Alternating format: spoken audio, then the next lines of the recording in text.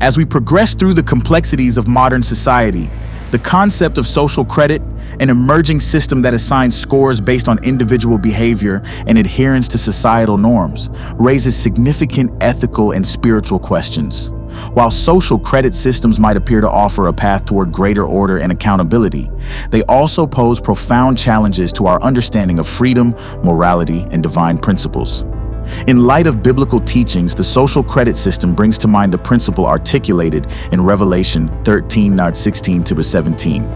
He causes all, both small and great, rich and poor, free and slave, to receive a mark on their right hand or on their foreheads, and that no one may buy or sell except one who has the mark or the name of the beast or the number of his name. This passage warns of a system that enforces conformity and control over personal freedoms, suggesting that such systems may carry deep spiritual implications. Social credit systems, particularly those implemented in countries like China, evaluate individuals based on a range of criteria, including their social behavior, financial transactions, and adherence to governmental policies. While these systems aim to promote positive behavior and social stability, they also risk creating an environment where personal freedoms and religious convictions are compromised. Ellen White's writings provide insight into the dangers of centralized control and the erosion of individual liberties, reflecting concerns that are increasingly relevant in the context of social credit systems. In The Great Controversy, White emphasizes the importance of maintaining personal integrity and spiritual freedom amid societal pressures. She writes, "The enemy of souls has sought to bring in the supposition that a great reformation was to take place among the people of God, and that this was to be the object of the opposition of Satan. But as the whole world will be divided into two classes, so will the faithful in Christ be tested." The Great Controversy, 607, 1911.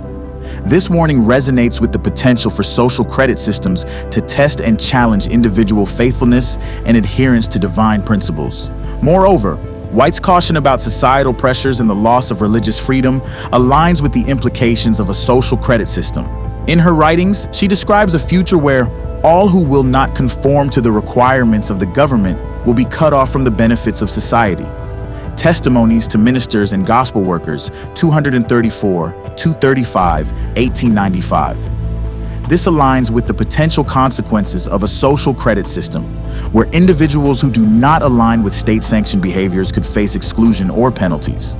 Biblical principles emphasize the importance of personal conscience and the freedom to worship according to one's convictions.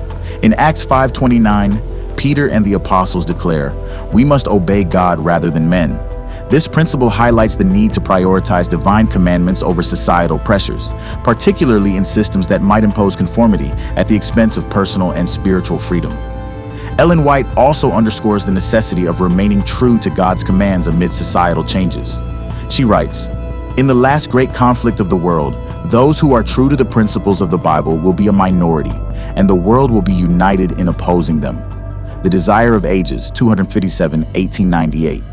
This perspective reinforces the idea that faithfulness to God's principles may require standing firm against systems that seek to impose conformity and restrict religious freedoms. The social credit system's potential for monitoring and controlling personal behavior raises questions about privacy and the scope of governmental authority. Proverbs 4:23 advises, "Above all else, guard your heart, for everything you do flows from it." This guidance reminds us of the importance of protecting our inner convictions and spiritual integrity from external pressures and controls. In summary, as we confront the rise of social credit systems and their implications for personal freedom and religious practice, it is essential to reflect on biblical teachings and Ellen White's warnings. These systems may challenge our adherence to divine principles and our ability to practice our faith freely. By staying true to biblical teachings and remaining vigilant against systems that seek to impose conformity, we uphold our spiritual integrity and prepare ourselves for the ultimate accountability before God. May we navigate these challenges with a steadfast commitment to God's commands, ensuring that our lives reflect the values of faith and freedom that are central to our spiritual journey. As Ellen White encouraged, let us remain faithful and true to divine principles, even in the face of societal pressures and systems that seek to test our convict.